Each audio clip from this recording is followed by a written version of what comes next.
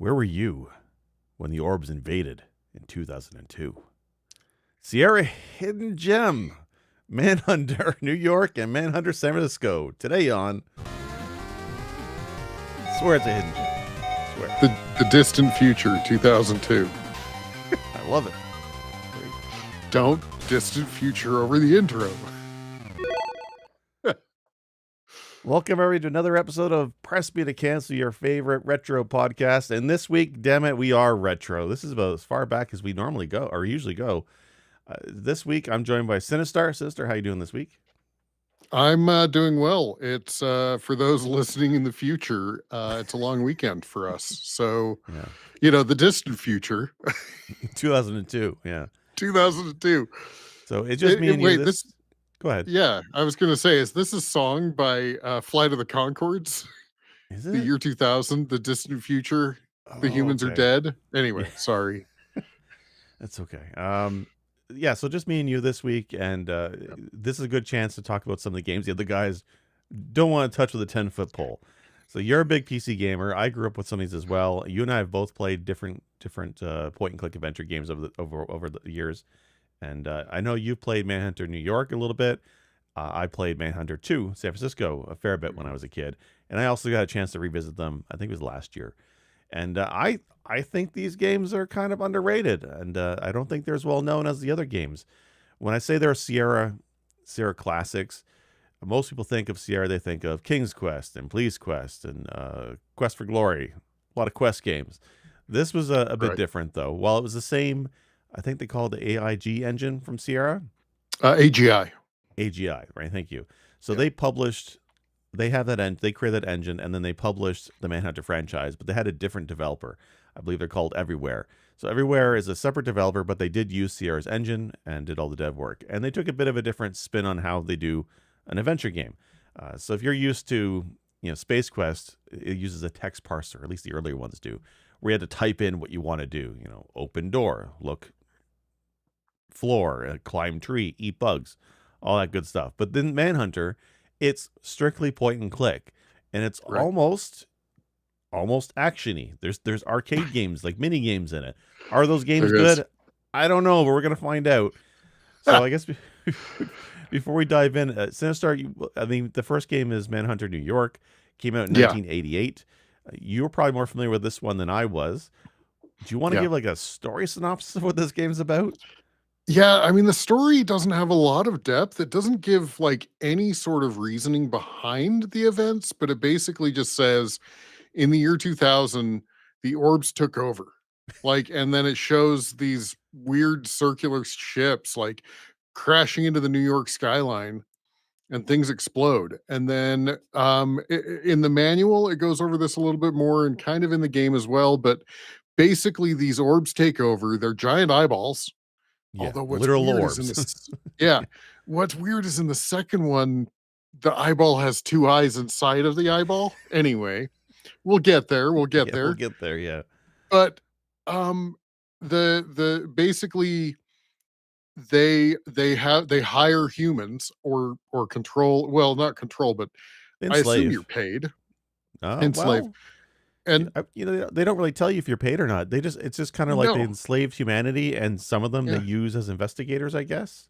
Yeah, basically, like whenever the Orbs have something that's weird to them, they show up for these manhunters, which you're one of, and they say something's happening, investigate. Right. And that's basically the whole story. That's the whole story. It's not deep, right? Yeah. Like there's very little, there's no dialogue in this game. This is a game that came out originally on, I don't know what was first. It came out on Apple II, Amiga, and DOS. And they're all very similar, right? Yeah, Apple II was definitely in the first year. I know Amiga was the year after, but DOS may have been the same year as Apple. I don't remember. I can't recall. Yeah. Moby Games would tell us, but then it would be wrong because it's Moby Games. You have a thing about that later on to talk about, but yeah. So basically you're a bounty hunter, you're a manhunter, and in service of the Orbs, those giant eyeballs. And it's I guess everybody's enslaved. All humans are required to wear brown robes, like bathrobes. I'm jokingly call them fuzzy robes. Everybody's forbidden to speak. which is Right. convenient for a game like this because there's no reason to have dialogue because nobody's allowed to speak.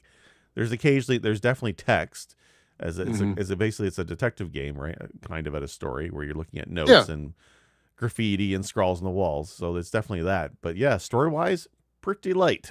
It's Yeah. mostly immersive, I guess. Yeah, and, I mean, as you said, there's no dialogue in the game. One thing I do wanna point out is this kind of was a little bit of a turning point from a lot of the Sierra games, which kinda maintained a level of family friendly. Now in today's world, this is not a super gory or, gross game or whatever, but Yeah, in 1988, this game, was very brutal, very yeah. gory, and definitely, it came before the rating system, but it probably would have gotten at least, an M tier, maybe T, but probably an M tier at the time. I'm pulling So, up scene here. It would definitely be M for yeah, mature. Like it's you're investigating murders a lot of the time, so it's definitely crime yeah, scenes, blood, guts. The main yeah. character, like in Sierra fashion, dies in many different ways. Yes, it is a true Sierra game in that, although I kinda love that unlike a lot of Sierra games, when you die, it actually says, "Hey, let's rewind back to before you made your choices," right? Does And it force so a you save? Does it force a loading of a no, save? No. Okay. no. Okay. Now there is one point where it tells you that the developers show up every once in a while. This is the only dialogue in the game is the Yes. developers. It's 3 dudes in these hoods, and they kind of tell you things or whatever, and at one point, I think they do suggest you save, but yeah. So, while the video's running, basically the way that this works is the orbs come and give you a task, and then you have what's called the MAD, which is the Manhunter Assignment Device. Was that what it stands for? I didn't That's realize what it that. stands for. Yeah, Manhunter Assignment Device, which it's kind of clever. This is actually, I think, kind of clever. You get essentially tracking of the target, and you get to see where they move. You don't actually see what they end up doing at each point that they stop. Yes. But basically what it kind of does is it builds hey, follow the path that this person that you're tracking did. Try to see what they did. And that I think that's actually really clever. It's interesting, and that's what probably the thing that I remember the most from I played this as a kid was pulling up the mini laptop, pulling up the map Mhm, of the city. In my case, it's San Francisco, but it's the same in the first game. And then mhm. yeah, finally just tracking the dots to see where they go and repeating it because you could tag different dots on the menu, like different Yeah. people on the tracker, and can see different locations. And when you see a location on the tracker, it opens up on the main map. So I'm not gonna say it's a open world game or anything, but it's definitely you can definitely visit areas before you're supposed to, and Mhm. out of order. And I know that Yeah. when I played second game, there's a few spots where I couldn't figure out at the time, and I went elsewhere, and I've now realized I was doing things way out of order. So I Right. kind of dig it, and it's the graphical aesthetic of the computer is very cool. I like how it's the blueprint design, the top down.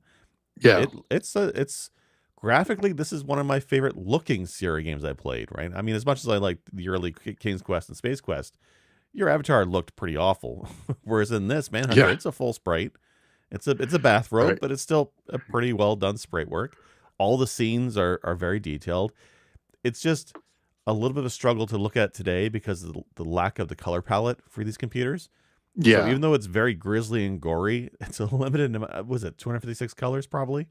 I I think think for it's this one, EGA, so I think it's 16 colors. 16 colors. Okay, Yeah. and there's some weird design choices with like the aesthetic, right? Like even though everybody's human for the most part, the skin color varies wildly from blue and gray to Yeah. yellow, and it's not just The corpses. It's kind of yeah, strange. there's the blue corpse, there's Yeah. yeah, uh-huh.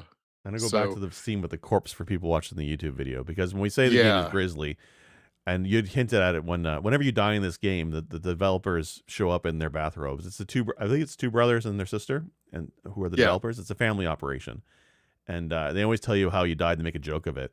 And the first time I die in Manhunter, New York, is you're basically told by the orb to go investigate a murder at the Hmm. hospital, and you see a cadaver on this table, and then you walk up to it, and his mouths are all decapitated or decrepit, but the eyes are there, and the eyes start to move, and then they They start to spin. animate, they spin, and then they pop out, and they go for Uh-huh. your eyes, and they eat your face. Yeah. And it's pretty grisly and gross. But I think the line was from the developers was something like "babies are hungry," and that's when you quickly Yeah. learn that the eyeballs basically eat humans, and that's something that's a Right. bit of a trope through the rest of the franchise. It's grisly, and like all the Yeah. murders are kind of grisly, and some of them are Yeah. comical, but they're pretty grisly. Yeah. Well, I mean, obviously they went for that aspect of the mature, for the time for sure. Um, yeah. So as you're going through, one of the things I also like is that top down tracking. Like you see boxes, right? You see the thing you're tracking walk up to a box. And to Right, me, I was like, that looks like a garbage can. Maybe they're ditching something. You get there and it's actually a video game cabinet, right? So like I kind of love that the exploration is like it's not entirely clear what the person was doing. So you have to do that kind of detective work. right. Um yeah. So um so we talked about gory, distant future. Oh, the other thing is you have to pay attention to absolutely everything. Like this game, so a lot of Sierra games, like Space Quest 2, there's a part in Space Quest 2 where there's a chasm that you have to cross. We talked about this a few weeks ago. Right. There's a chasm you have to cross, and it doesn't give you any hint. Doesn't give you any hint. You just if you just happen to climb this tree trunk, it crashes over and creates a bridge. As far as I can tell in Manhunter, everything that you need is there in the game. Like when you go look at the cadaver, you look at the toe tag, note the name. The name is important, Yeah. right? Or there's another death where the person has a tattoo on their arm. That pattern is used later in the game, right? So like Yeah. everything is there. You have to pay attention to everything. Yeah. Like one of the puzzles I know from the second game, I know we're mixing up a little bit here, but there's one where it's basically you're going in through a hole in the wall of the building, and you're going down into the basement into an office, and you see the window. There's a name on the window, and it's bat vomit. And you're like, what the Uh-huh. hell? What the hell is that? Bat vomit? That makes no sense. And then you realize, well, you're looking at the window, and the name on the window from the inside the office is reversed. When you Uh-huh. reverse it, it's Tad Timov. So when you have your Yeah. MAD device, and this is what the MAD device is pretty cool, is you can enter names in the MAD device and get a little profile on the victims and other people you meet and whatnot. So that's how the idea of this game. The loop is mostly the orbs tell you to do an investigation, and you're trying to get names, first and last names. And if I remember Yep. right, I think I guessed in the first names for a couple of them, but I Mm. think you're right. I think it does give you everything you need if you're just observant enough. I might have missed a few Yeah. things, but like things like toe tags, file folders, notes, and you do this. You don't have to type anything in like the quest games, right? So you're literally just bringing your cursor and scoping around the map, right? It's interesting. Yep. The tracking app, the tracking on the MAD screen, like you said, gives you hints of where to look on the screens. But I just look everywhere, right? You're just trying to scope out Right. everything. So that's pretty cool. It's a definitely a point and click game for sure. This is one of the early. Yeah. This is probably the first point and click game I think I've ever played. Well, so you actually brought up, that so the AGI interface it was generally not point and click. And according to the Moby Games trivia, Manhunter New York was the first Sierra published game to break Oh, the text parser nice, interface. A lot of people think it was King's Quest 5, but apparently it was this one. interesting. Because like Yeah. King's Quest Five didn't have this style of graphics. It had that was it EVGA? Is that the new version of the graphics? There's a shift You from yeah, Well, so yeah, I mean, there was basically VGA or SVGA. SVGA gave you the more colors at a lower resolution, and then VGA gave you higher resolution, but maintained kind of that 16 color Okay. at the same as. So a lot of the Sierra games, like when they redid them, like say Leisure Suit Larry, the VGA edition, it's actually SVGA, so that they can have all of the Okay. colors. Makes sense. Yeah. And then that's where I know a lot of them also moved to a more of a point and click interface, right? Uh huh. Yep. So it's neat that this Yeah. game is the old style of graphics, but it's also point and click. That's pretty cool. Yeah. Now, what's interesting is because I also remembered in the first game when you go look at the cadaver and the eyes spin and then pop out. I remember dying at that point. I played this on my Mister last night on the Amiga core. Um, Apparently they removed that death Really? for the Amiga version. Yeah. Oh, So okay. yeah.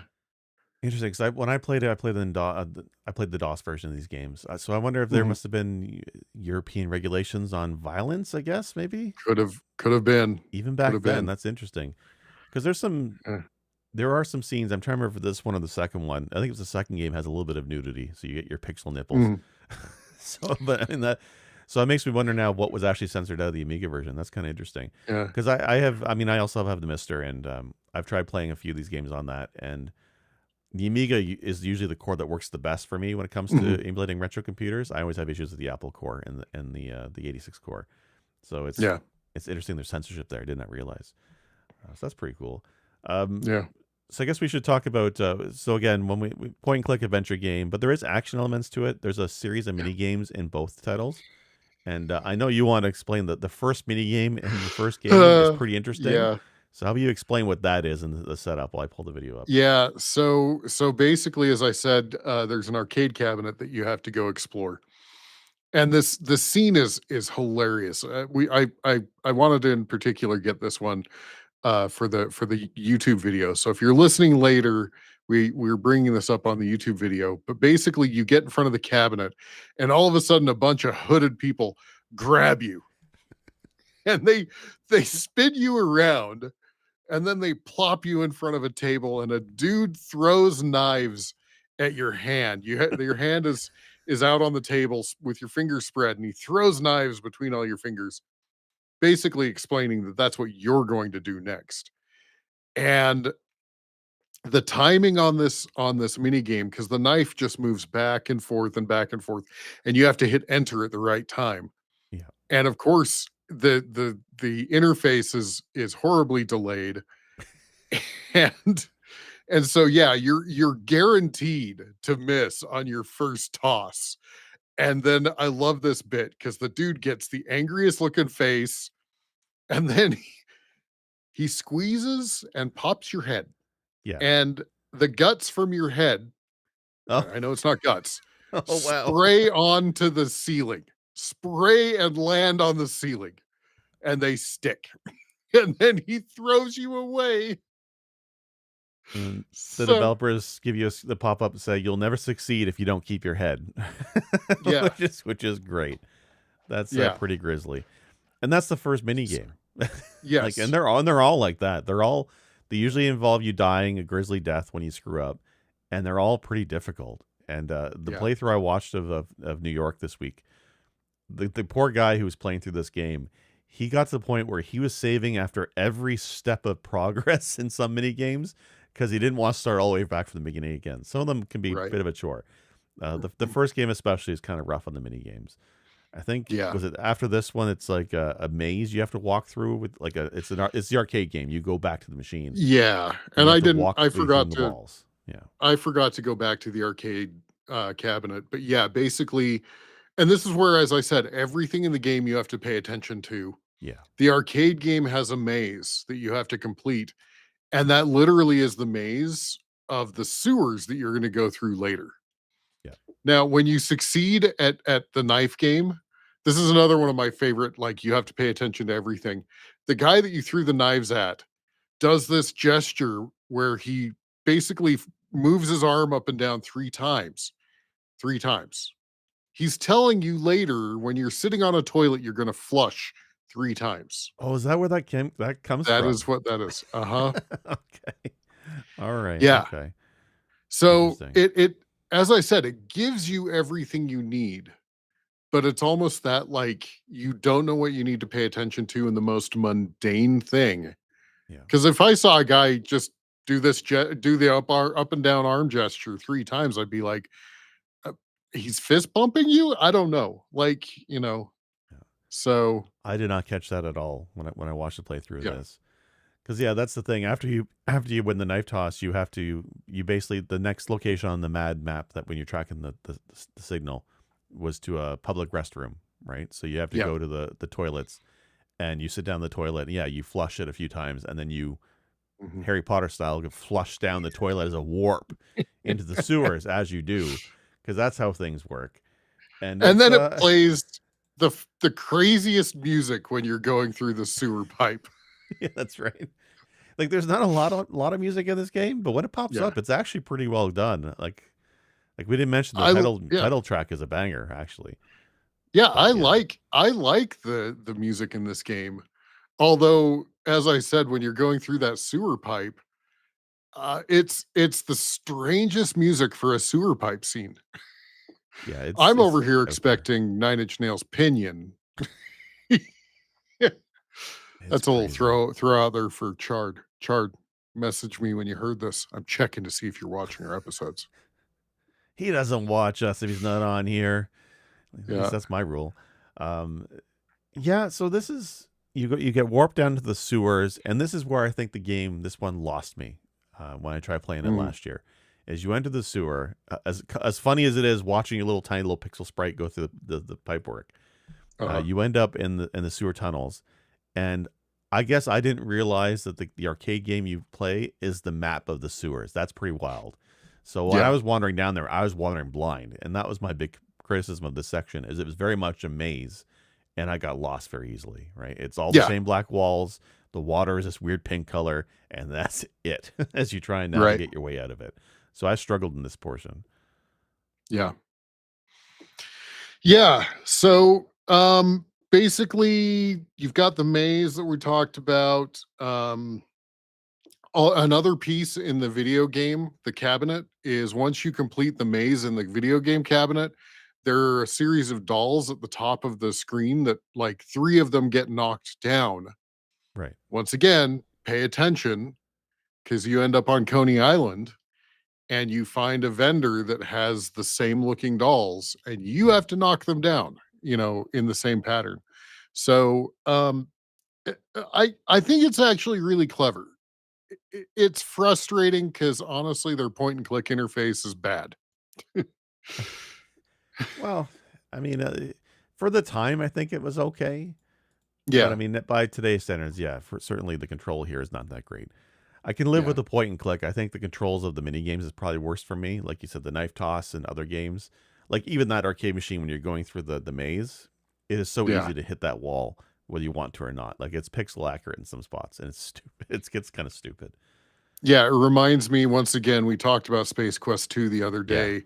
There's the root creature that you have to like wander through. yeah, And I did that. As I said in the previous episode, I did that on stream, and I was literally tapping twice and moving 1 pixel at a time and saving yeah. because it's that bad, right? So, Did you uh, yeah. after the sewers it was the fight in the alleyway with the knife toss? Yeah, so, Did you get video of you that go or no? to I didn't get to that in this playthrough, in this Okay, first playthrough, but yeah, that's okay. you basically the next mini game, you end up, down an alleyway next to a a nightclub, Yes. and, the first person is tossing knives at you, and you have to duck down or jump, and then the next person, I think, is throwing bottles at you, Yeah. and then the 3rd person, I think they're shooting at you, and it's literally timing their arm. You have to, like, wait and because the bullet just travels instantly. And then it's once again, just like the weird people that grab you off the arcade, spin you around, and throw you down. When when you get past the last person with the gun, he just throws you through a window into the nightclub. Yeah, which is what you want. You want to go to the nightclub, Yeah, right? That was the whole idea. But yeah, it's that whole sequence is rough to kind of get through. Like I tried yeah, it and I struggled the very first screen I struggled with it. and they realized that you had to do 3 of those screens Yeah. is pretty rough. But it's neat. Like, I mean, you don't see an actiony mini game like that in any other Sierra game, as far as I know. Right, so Yeah. it's very unique. It's I almost like it's a think hidden gem. you could kind of think of Quest for Glory. Okay, You have the battles in Quest for Glory that could be construed as kind of like a mini game, but I mean, it's also that RPG element in Quest for Glory. So yeah. yeah, but yeah, um, I'm with you. I think the mini games are rough, but I do really kind of love this game, No. as It's weird as it is. it's not, like I said, it's very much a product of its time. Yeah, I mean, like, I know I have nostalgia goggles for the second game, and I've gone Yeah, back to play it, and I can recognize it's rough and spot, but just the artwork is really interesting. The whole vibe of the world they built with the humanity's enslaved by giant eyeballs. How every time that you hit a moment of progress in the game, your laptop beeps and it says orbs are interfering, or orbs right. override or something, and you have to Yeah. go back to your bedroom, and the orb comes back into your bedroom, floats in, gives you your demands to the next day. And I always love how he'll fly through the window, but he'll go down the elevator in the mini Uh, game. It's just interesting. So it's a very unique world they've built, and I would have liked to have seen them do more. But for that yeah. first game, did you play and give up, or did you want to go further into the game? Like, why did you stop playing? I don't think I ever beat it as a kid. Okay, Once again, I think as an adult, if I were to play through this, I think my attention span would be better for it. yeah, Um, because a lot of it is honestly, like I said, you have to pay attention to everything. And I think once I realized that, I would probably like on each screen take note, like write notes, yeah, like and as a kid, I did that with like RPGs, but this is an adventure. Click adventure. So I never beat it as a kid. I did get pretty far. I think I made it to like day 3 or maybe even early day 4. And day 4, by the way, for those that play it, is the last day in this game. right. Like, it's not So an especially long game. Like, if you watch the long plays yeah, on YouTube, I think they're a couple hours. yeah, So I guess just to wrap up the story in the first game, the whole premise of this is there's murders, and you find that the calling card of the murders is the letter P etched into the cadavers, and you find out mhm, you're trying to track down a serial killer named Phil Cook. That's the gist of the game, and he's the character you pursue through the game. And toward the end of the first one, you eventually end up finding a way to. I wrote down my notes. You infiltrate a castle, and you get attacked by a dinosaur. Can't quite explain that one. If you didn't get that far, you maybe don't remember, but that's very odd. But but there's a sequence where you see the orbs grinding up dead bodies of humans, and they eat them. So again, reinforcing that it's a weird world. But ultimately you end up finding one of the alien ships, the blue orbs from the beginning of the game, and yeah. you have to go through a pretty awful maze on the screen with your ship, and you can't touch anything. And the guy I was watching play this, I was laughing because you could tell he was frustrated with his playthrough because he started off trying to do the mini games, and if he'd lose, he'd start over.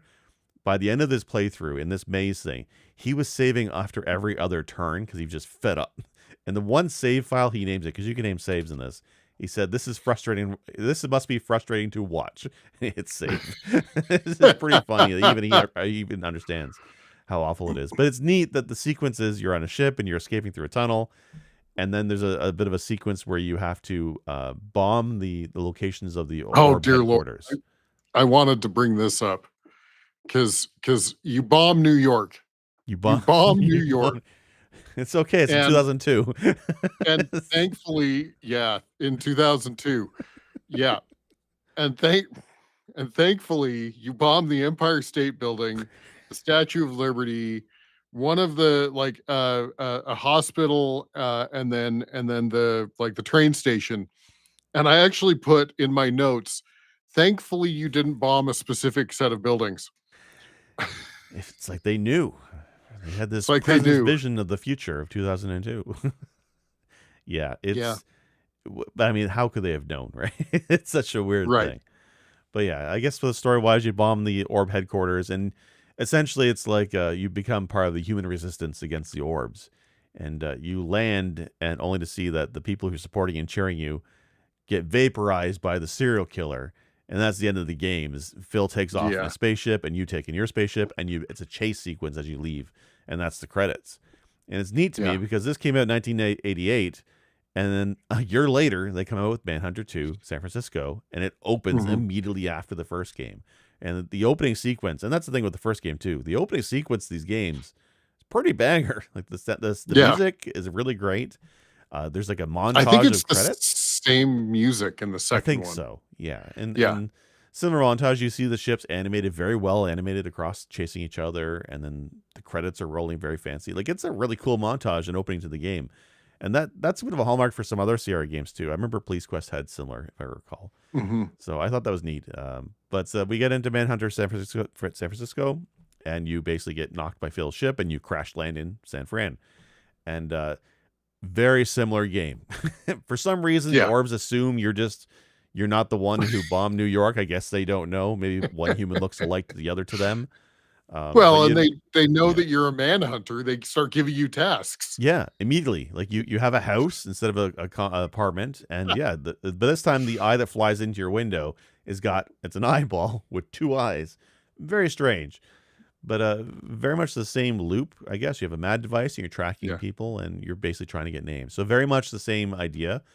The story is a little bit different. You're still pursuing Phil through the sequel, Yeah. but there's a subplot where the orbs don't like humans for hard labor underground. They're trying to terraform the Earth to take over the whole planet fully, and they need slave labor to mine underneath the Earth. And they start experimenting on humans. And there's a bit more backstory, and as you dig through files Right. of a human scientist who explains he was making, I think it was dog rat hybrid mutants of some kind. Yes. And there's that And you start subplot. seeing these corpses that Yeah, have kind of dog heads and yeah. stuff. Yeah. Yeah, so when I then this is the one I played, and that's the one where I think is definitely grisly. There's definitely some dead bodies or the rat hybrids that are pretty scary looking. Even today, they look pretty grisly. And story's slightly better, I guess, than this one. Not again, same idea that there's a whole lot of it, but I think the mini games I want to call it. I think the mini games are better in this one. So Well, okay. I'm going to throw out, I watched part of a playthrough of this because, as I said, I didn't really play this when I was younger. I watched part of a playthrough of this, and the mini games I saw, in fact, I sent you a message with a video of one of them that's just the guy that's doing it is saving, he's literally moving 6 pixels and saving, and moving 6 pixels and saving, and when he gets to the right-hand side of the screen, the things that are coming at him are coming so fast, he's essentially just dead, reload, dead, reload, dead, reload. Yeah. I'm trying to find the video of it, but it's yeah, that's the one I remember much as a kid too, where you're in a park environment. And first, before you even get to that, you have to be in this fountain. And for some reason, the fountain is slippery, and you're spinning around like was it Bakugan? What's the name of that game that where you two kids Oh, put yeah, I their think it spinny might have been tops? Bakugan or Yeah, whatever, yeah. Bakugan or Spin Masters or With the whatever. marble character or Yeah, and it spins marble, around. yeah. And that's Uh-huh. what it feels like is you spin around and around and around this fountain, and if you get to the center, you die. So you have to Yeah. like hit the space bar to kind of build up the right momentum at the right point to escape to the side of the screen. That mini game on its own was bad enough, but then immediately you're in a tunnel, and in the tunnel there's bats and rats that come at you. And yeah, I remember that even as a kid because when you screwed it up, the bats would pluck your eyes out and fly up, continue onwards. And if I remember right, the rats will eat your face, which is like a theme with this game. But I remember Mhm. having such a struggle with that. Just like you just said, you're slowly inching to the right. But when I watched the playthrough last night of this, to see who did it and what they just stayed to the far left and let the bats and rats come to them. And at a certain point, they just stopped spawning. I had no idea. This game would have been so much easier had I known Yeah, that because I struggled in that part as a kid. But yeah.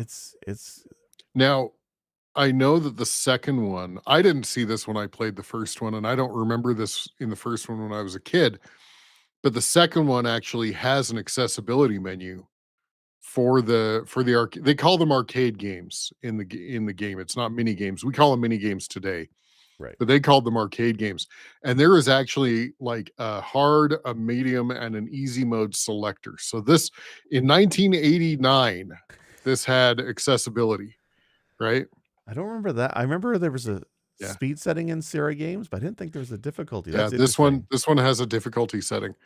So, There's one yeah. particular one I'm gonna pull up with the ninjas and the cult, and I have to talk about that one. Give me one sec here. Oh, here's here's the scene with the fountain as you spin around. It's just it's something else, man. I love it. It's so bad, but but already the early mini games I felt were better than the first game by far. And let me pull up. Yeah, this mini game is so bad. Oh, go back, go back. There's the rat in the sewer pipe that is an epically cool visual. Um, Hold on. Yeah, I know what you're yeah. talking about on the beach. Yeah, so this is a situation where, again, much like the first game, you could go to locations before you were supposed to, and Yeah. there's one section in the sequel where you go into the beach, and there's a pipe, and it has a special icon when you mouse over it. So of course you're going to click on it and check it out. Yeah. And when you do that, the screen goes black, and then a pair of eyes open up. You're not quite sure Uh-huh. what the hell it is. It looks like almost like a gorilla, but it's a rat creature, and it just Yeah. the mouth gets wide. It zooms on the screen. It's pretty awesome. And Yeah. then it goes back to the beach, and then the robe is tossed to the pipe, and then a bone. Like it's just another grisly death. And says the Yeah. death notices you should let a sleeping rat lie, which is again it mocks you every time you die, and I freaking love that. I love I the scene with love the the developers. I Just love the middle dude's face. yeah, He's just so like, annoyed with the player. It's so good. yeah. Um, So if you're where's listening later, this is all in the YouTube video. Or you can obviously go watch a playthrough on your own if you'd like. Yeah, or play it, because I mean this is not the hardest thing to emulate. Yeah. It's pretty straightforward to emulate. I Yeah. want to talk about this one sequence that's in Yeah. the temple. You basically infiltrate a temple. I guess it's like a cult, and you enter this temple and you get ambushed by a bunch of ninjas as you do, and I think they throw you onto a bridge of acid or hot coals. Maybe I'm not quite sure what it is. But you're holding your robe up and you're dancing on the hot coals or acid as you have to make your way across this bridge. And if you screw it up and fall in the water, you die instantly. So maybe it's hot coals with pools of acid. I think that's what the setup Yeah. is. But you just control so awfully as you spin across this bridge. But but you get across it, and you're in a cult scene. It also reminds me of Batman Begins, when Bruce Wayne is being inducted into the Brotherhood of Uh-huh. Darkness or whatever. It reminds me of that, where you enter this room, there's ninjas on the back wall, and there's a shirtless guy beside a cauldron, and there's like a brand on the cauldron, and there's a guy in front of you, and he takes his hand, and it animates him putting his hand on the brand slowly, and he shows the screen pans this giant full screen image of the brand on his hand, and then it goes to you, and it's like your Right. turn now, and it's like Yep. it goes your turn now, and if you brand your hand, it's very comically animated. You basically go hot, hot, hot, and you just jump in the pool of acid. It's pretty funny. But what I'll remember most of the sequence is if you refuse to brand yourself, if you do nothing, the game actually has an in-game timer. And if you idle long enough, one of the ninjas will walk up, take a sword in one clean motion, cleave you in two, and your torso will go flying through the air and land on the ground. And then after a minute, you get back up on your hands and you just kind of like casually walking your hands back to your torso and put yourself back together. It is the weirdest scene from this game. I don't know. I don't know how that works, but I think it's hilarious. So Wow. it's grisly but funny at the same time. Yeah. But this is as far as I got in this game as a kid. I've since gone through here before and I've beaten it. Okay. But the whole sequence is awesome. This No, is I yeah, I think the visuals are great in this yeah, game. Phil's face is epically cool. yeah, He's kind of this like gray pallor, like evil looking face. He wears the hood too. yeah, Yeah, I love all the visuals in this game. Um and I do kind of, I mean, it has a place in my heart for like, I'm gonna pop your head and your brain's gonna fly up and hit the ceiling, right? I mean, it's yeah, like, as you said, it's the comedy as well as the gruesomeness yeah. that's kind of clever here. It's a game where there's a So grisly murder scene with blood and guts everywhere, but then on another scene, your character will be falling from a great height, and you see his underwear with the hearts on it. Right? Like it just you're right. it's a very fun style of game. Yeah. Yeah, and I guess for this one, I don't want to spoil too much. I think there's a couple interesting twists with the story at the end of this one, but it does end in a cliffhanger, Manhunter Mm, 2. And I think the idea was they were originally going to do a Manhunter 3, but I guess fell through. And I always wondered why they didn't pick up this franchise after this. Maybe it right. was too violent, or well, when was the last Sierra Quest game? They were going up to the 90s, right? Well, I mean, this was at the end of AGI, and then they went to SCI. So, I mean, honestly, Sierra had a lot of life after this.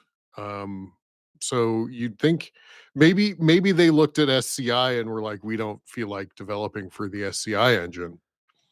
Maybe. Um, I don't know. I don't know. I don't even know where the family, the three of them went. You So know, I did they look up. did. Yeah, Yeah, they did fairly quiet. They did other games. I know they did a series called Ancient War, and I think it got a sequel, Ancient Art of War. Ancient Ancient Art Art of of War, War. which I heard was Yeah. okay. And they did a They few were other good. games. They were good. Yes, they were making Yeah. games up until the 96, 97, and then they stopped. Their website's still live today in Hmm, early 1990s internet glory. And it does mention in the FAQ, well, where are we now? Basically, they started a web design firm in okay. '97, and that still exists today. Although I don't see the names of the Murrays listed on the website firm anymore, so I feel like Okay. they probably passed on. But the fact that's where they ended up from game design to a web design Yeah. firm, and probably retired at this point. Um, did dig up a few interviews with them. There's not too much, but the games were successful. One of the Murrays in an interview did say that each game sold 100,000 copies, which is pretty good for a game like this. Yeah. He also said that the game was considered Game of the Year of 1986, which Which is it didn't even interesting come out then. until Yeah. 88, 89. So maybe that's a Moby Game situation. I don't know, but that's kind of interesting. So yeah, they seem Yeah. to have sold well.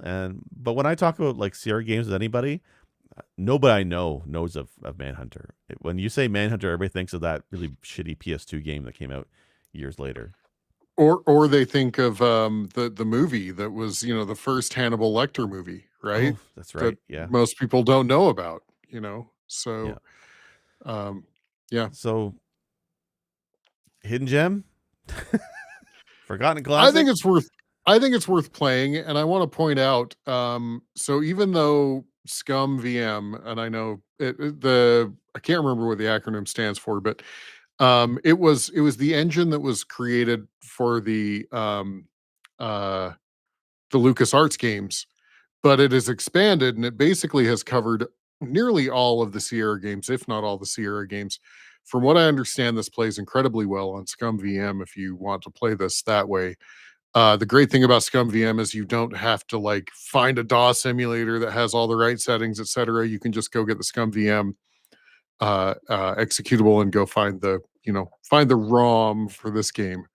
Yeah. Um, If I remember right, I think the issues I used to have with DOS emulation back in the day was that the timing was always messed up because modern PCs were too fast. But that's been solved with DOSBox, and yeah, Scum yeah, VR would be a great way to play this as well. And yeah. like it should run the Mister, although I could get work myself, but I want to give it a I shot.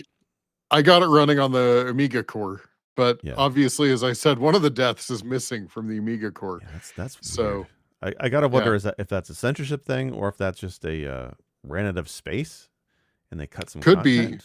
I mean, this Like, is this is early Amiga, so this was before they did what was this? This was OCS, not the advanced graphic system, but the original like lower quality because there was two graphic systems on the Amiga.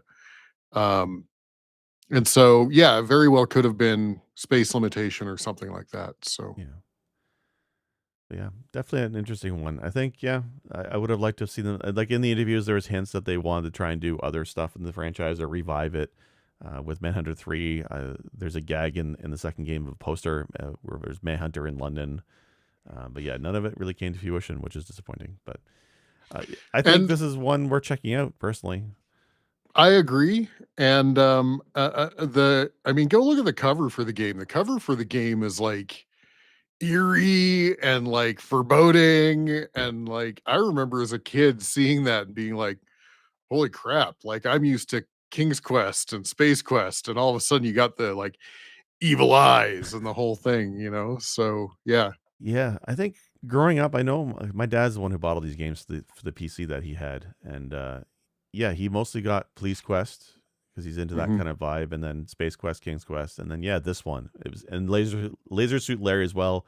Although I was not Of allowed to play course. that game, Of so course. I didn't check out Larry until much later in life. But yeah, Right. it's definitely a contrast between all the other Sierra made games versus what Everywhere did here. So it's definitely interesting. Yeah. But yeah, I think definitely check it out and let us know in Discord. Check out pressbtocancel.com for our Discord link. Let us know if you think this is a hidden gem or if you think I'm just nuts like usual with these my awesome game picks. So that's fine. Anything else It on these has, games? you Oh, go know, ahead. thinking about it, it has Circus Charlie like elements with the mini games. Yeah, that they're epic and there's a lot of variety, just like that original classic Circus Charlie. It's great. I swear to God, the sequel, the mini games, the sequel, although they are still difficult, they are better than the first game. They are much more fun to Yeah. play. I'd almost say if you're interested in this franchise, start with the second game because the story is more fantastical, more out there. It definitely gets The weird towards story the is end. just more. It's but it's also weirder, right? Because you have the mutants and Yeah. other crazy stuff. And Yeah. anyway, it's not a game you play for the plot, but Right. it's definitely interesting. And like I said, Bat Vomit will forever live in my my video game memory palace as something that I caught as a kid and like I figured this puzzle out. I am so Nice. smart. And Bat Vomit is Tad Timov. Yeah. Any other comments on this game before we wrap up? Uh, no, I mean, play all the Sierra games other than, I don't know, operate or, what is it? Codename whatever. I can't remember. It's so bad. I don't even want to remember, but play all the others. Code is that a Police Quest game? No, No. it was a spy. It was a spy thriller Oh, one. okay. Yeah, and I can't even remember the name, but that's fine. All the Sierra games are worth playing. So they're Yeah. hard. They're old school hard. In fact, I remember that the manuals had the phrase that's become eponymous, which is save early, save often, right? Yeah. That was the big thing because you and I talked about Secret of Monkey Island before, and Yeah. I had played that for the first time after you joined the podcast, you and Chard, and I tried that Yeah. game. And my first thing was, how come I'm not dying every 5 seconds? How come there's no death screens? You never die in that game. Like They even make it's fun of it at one point. They yeah, say if this had been any other game, whatever, you would have died here or yeah. something. So it's Yeah. interesting, and that's why you save constantly. And even in this game, like it's a hard game, but you can save whenever you want. So save Yeah. scum. That's the style of Yeah. the time. You save scum. Treat it like Elder Scrolls. It's fine. And I Um, also think I saw that there are retro achievements for at least Manhunter New York. is there really?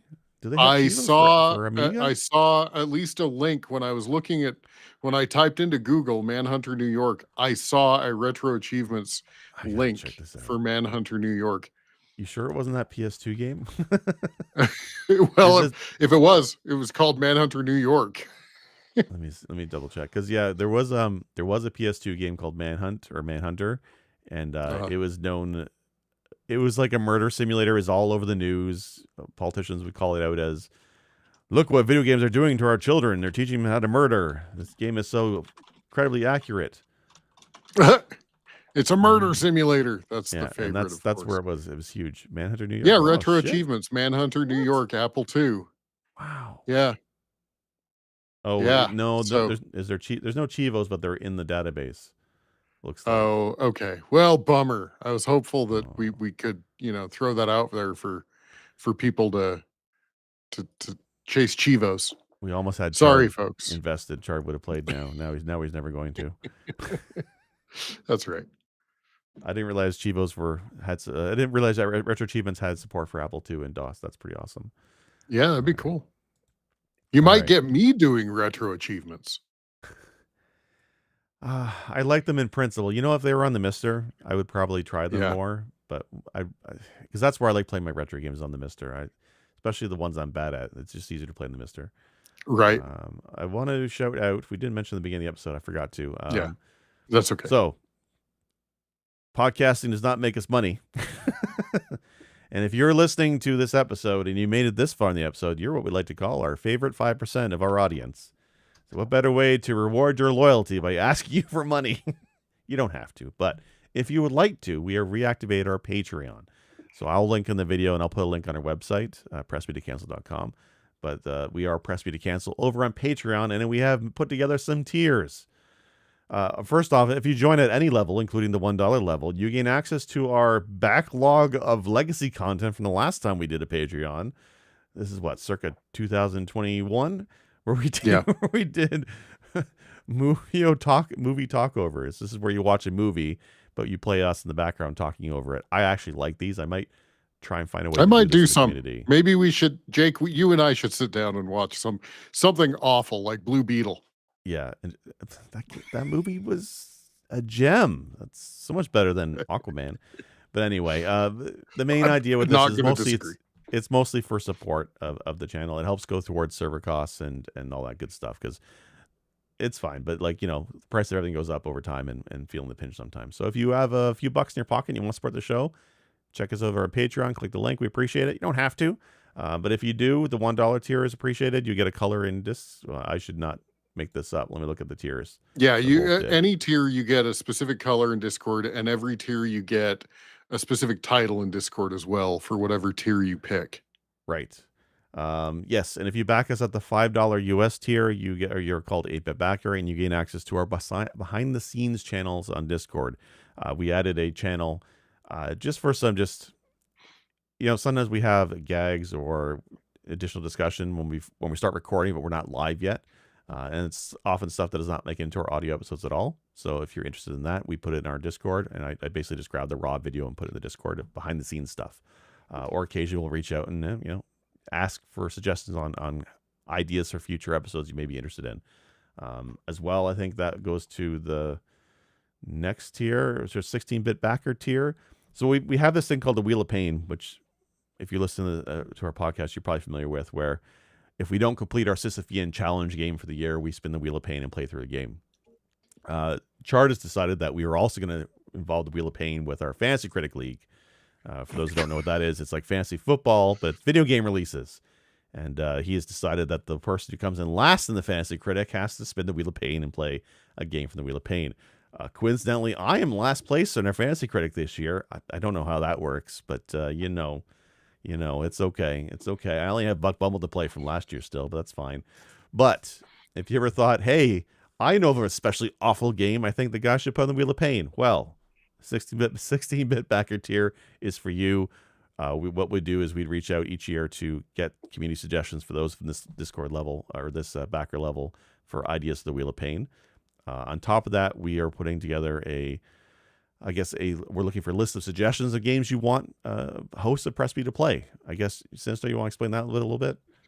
Yes. Well, that's I think the next tier. We also are going to that's topics to talk about. That's game topics to talk about. Oh, okay. Okay. So basically, we'll have two wheels. We'll have the Wheel of Pain. We'll have the Wheel of Topics, and once a month we'll spin the Wheel of Topics, and we'll basically talk about that topic. So it basically gives our community a chance to throw a topic out that kind of makes us talk about those topics. Obviously, it's a wheel, so there is some RNG involved. Right. And then as well, there's a tier where if you like hearing your name at the end of an episode of podcast, which I know some folks do, we have a tier for that as well. Anyway, you don't have to you give us anything. Anything you give us is greatly appreciated. Like as always, just listening to our podcast of the last 5 years and telling a friend, telling family has always been appreciated. Spreading your like of our podcast on any social media or on Reddit is always appreciated. But again, if you have a few dollars extra in your pocket and you want to pitch it toward Press B, you can do so on Patreon. We'd appreciate it. Otherwise, I don't got a whole lot going on myself personally. I've been busy with work, but Sinistar, how about you? What have you been doing? I'm hopefully back tomorrow at Solar Case. Tomorrow being Saturday, the 30th, August 30th. I'll be back over on Solar Cake's channel, hopefully doing some DJ stuff. And I recently played a little bit of Half-Life 2 and streamed that. So I may or may not stream somebody else's Sisyphean game. Like it's all part of the tapestry of progress I'm making in Half-Life 2. I'm still at the beginning of the game. It's unfolding. I will say that Path of Exile 2, while it's still in early access, just released a huge update this weekend. I might be playing that. But once I'm done with that one, Wasn't it when you were done with Warframe? Warframe? Yeah. So have I uninstalled Warframe? No, because there's another Warframe update coming out in November, I think, and I want to play that. So after Path of Exile 2 this weekend, and after that Warframe update, around November, I think I'll have cleared the hard drive space where I can then reinstall Half-Life 2, and I'll progress further into that wonderful game that you guys want me to play. So I have lots of time left to beat Half-Life 2. The Wheel of Pain is of no concern to me. I think it's fine. It's fine. It's okay. Well, it's of no concern because you still haven't played Buck Bumble. No, I would probably play Buck Bumble before I get back in Half-Life 2, but I've been avoiding it because Buck Bumble is bad. That's why it's on the wheel. It's a bad game. Yeah. Fucking Buck Bumble.